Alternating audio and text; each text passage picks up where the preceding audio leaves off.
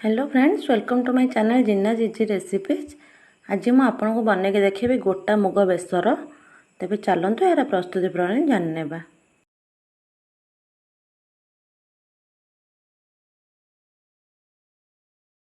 देखो प्रथम मुझे कड़ाई गरम कर से हाफ कप गोटा मुग ऐड कर आम या मीडियम फ्लेम रे 5 मिनट भल भाव फ्राए करदेबा। देखो 5 मिनट हो गला मुग भल भाव फ्राए हो गला। एबे मैं गैस फ्लेम को ऑफ कर दूचे और यह ठंडा होगा किस समय छाड़ दूचे। ठंडा है आम या भल भाव धोई नहीं जावा। मसला मोटे 10 कला रसुण, 1 टीस्पून जीरा, 2 टेबल स्पून सोरिष और गोटे पियाज नहीं जाइए। यार गोटे फाइन पेस्ट बनईदेवा। मोटे गोटे कुकर गरम कर नहीं जाइए।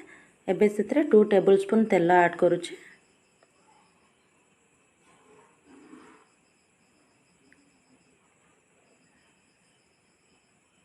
तेल गरम हो गले आम से ग्राइंडिंग कर रखिया बेसर मसला को ऐड करवा।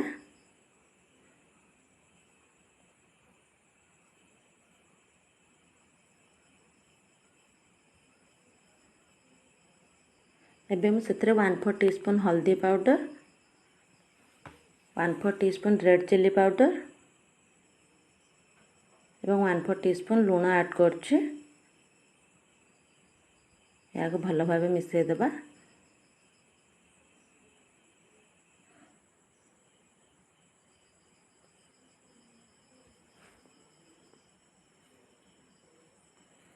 एबे मुझे 2 टेबल स्पून पानी ऐड करछे। या भल भाव मिसई देबा। 5 मिनट आम या मीडियम फ्लेम रे कुक करवा। देखो 5 मिनट हो गला मसला एबे हमर भल भाव कषि हो गला। एबे हम से गोटे टमाटो काटी नहीं जाइए या ऐड करछे।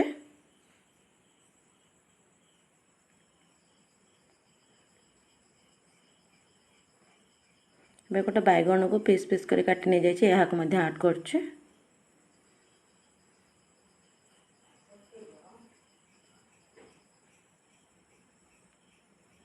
एबे धोई रखिथिबा मुग को ऐड करछे।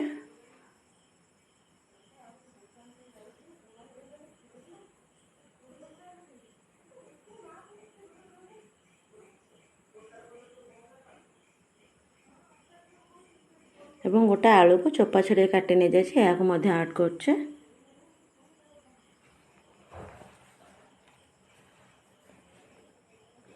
एबे आमे सेथरे हाफ कप पानी ऐड करवा एवं यह कभर करदबा। कभर करी आमे यह मीडियम फ्लेम रे 10 मिनिट जाए कुक करवा। देखो 10 मिनिट कुक कला पर मैं कुकर बंद कर देथिले। एबे आ चेक करदेबा परिबा एवं डाली भल भाव सीझी गलानी। एबे चलंतु या छुंक देदेबा। छुंक देवा मोटे कड़ाई गरम कर नहीं। एबे से 1 टेबल स्पून तेल ऐड करछे। तेल गरम हो गला आम से गोटे सुखिला लंका ऐड करवा एवं 1/4 टीस्पून सोरिष ऐड करवा।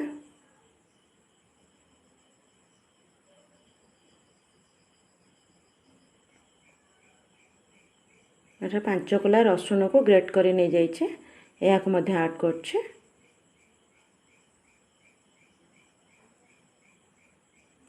रसुणर कलर चेंज है जे आम या फ्राए करवा।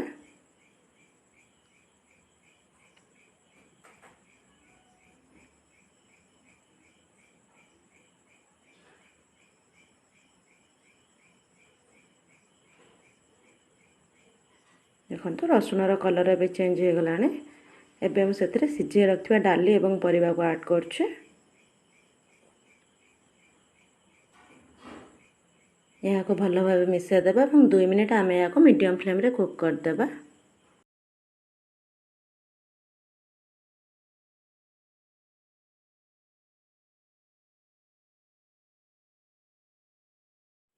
देखो 2 मिनट हो गला। तरकारी एबे हमर भल भाव कुक हो गला। एबे मैं गैस फ्लेम को ऑफ कर दूचे। एबे चलंतु या सर्व करवा। देखो गोटा मुग बेसर एबे हमर प्रस्तुत हो जाइए। आपको जब रेसिपीटी भल लगुच लाइक कमेंट और शेयर करने भूलुनी। Thank you.